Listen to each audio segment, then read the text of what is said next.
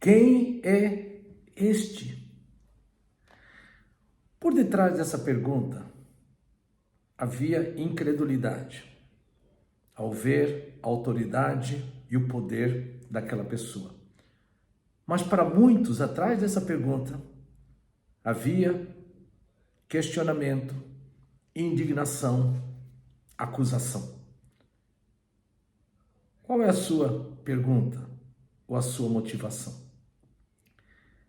Quando nós olhamos em Lucas, capítulo 8, versículo 25, os discípulos estão num barco, estão atravessando um lago, são pegos no meio de uma tempestade, eles ficam apavorados, apesar de Jesus estar com eles no barco, mas naquele momento Jesus estava dormindo.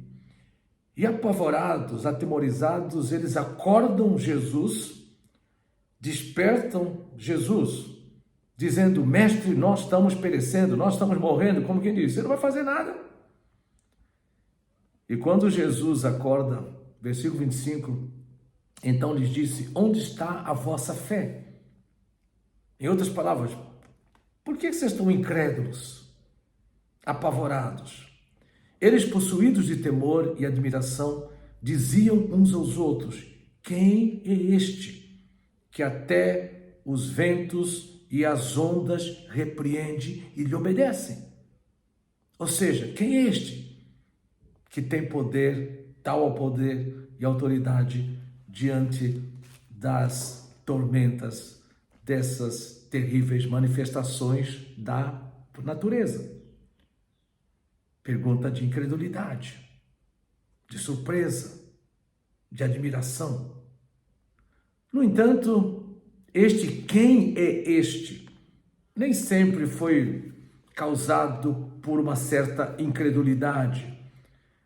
Conforme nós lemos, por exemplo, em Lucas capítulo 7, no versículo 49, quando Jesus diz para uma mulher: perdoados estão os teus pecados, então os que estavam com ele, ou seja, com Jesus à mesa, indignados, porque Jesus está dizendo: perdoados estão os teus pecados, para uma mulher que aos olhos deles não deveria ter os seus pecados perdoados, porque era considerada uma mulher não digna do perdão divino, mas Jesus está dizendo: perdoados estão os seus pecados.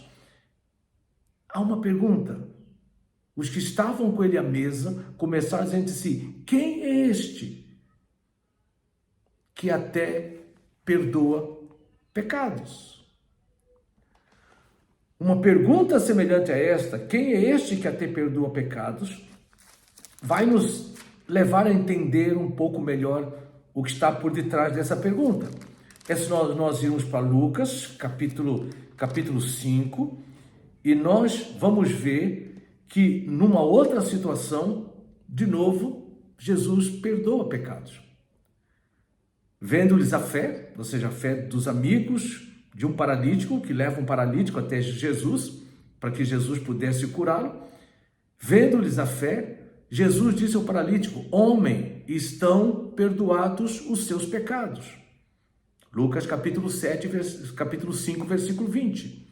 E lembra no versículo 21, e os escribas e fariseus, ou seja, autoridades religiosas, arrazoavam dizendo: quem é este que diz blasfêmias? Ele estava sendo acusado de blasfêmia. Atrás desse quem é este, existe questionamento, acusação de, por exemplo, prepotência, de blasfêmia. Por quê? Porque eles voltam a perguntar: quem pode perdoar pecados senão Deus? E ele estava perdoando o pecado de Jesus. Então quem era ele para perdoar pecados? É mais ou menos alguém que chega diante de alguém que está manifestando poder e autoridade numa situação e fala assim: quem é você? Quem pensa que tu és? Questionando. se tem a prerrogativa para exercer tal poder e tal autoridade. Quando nós olhamos para quem é este, vemos que estão se referindo a Jesus. Jesus de Nazaré, Jesus carpinteiro, filho de carpinteiro, filho de José, de Maria. Jesus que foi denominado Cordeiro de Deus, que tira os pecados do mundo. Jesus que é apresentado como profeta, sacerdote, rei, como advogado, que diante do Pai intercede pelos pecados, dos pecados nossos como seres humanos, os pecados daqueles que são justificados em Cristo. Jesus é aquele que intercede diante do Pai. Jesus Cristo, que nós poderíamos apresentá-lo de várias maneiras, de várias formas, à luz daquilo que a pessoa de Cristo é revelada nas Escrituras. Quem é Ele? Mas eu quero citar apenas um texto. 1 Timóteo, capítulo 3, que fala evidentemente, grande é o mistério da piedade. Lembramos de Tito 1, quando Paulo fala pleno conhecimento da verdade segundo a piedade, ou seja, a verdade de Deus que conduz a um comportamento, a uma vida conformada com o caráter santo, justo e verdadeiro de Deus. Caráter esse, personificado, revelado em Cristo Jesus, Deus Filho. E fala que evidentemente grande é o mistério da piedade, aquele que foi manifestado na carne. Jesus Cristo, Deus, Filho, que se fez carne, que habitou entre nós. Foi justificado em espírito, se fez carne, habitou entre nós, mas sem pecado, sem natureza pecaminosa, sem mácula, sem mancha, contemplado por anjos, inclusive adorado pelos anjos, porque ele é superior aos anjos, porque os anjos foram criados por Deus. Jesus Cristo, ele é o Criador, juntamente com o Pai e juntamente com o Espírito Santo, pregado entre os gentios. O Evangelho que se revela não apenas para os judeus, para a comunidade judaica, mas para todas as nações, todos os povos, além de Israel, crido no mundo, por causa do poder do Evangelho. O mesmo Cristo rejeitado por muitos, ele também é o Cristo crido no mundo, como único e suficiente Senhor e Salvador, e recebido na glória.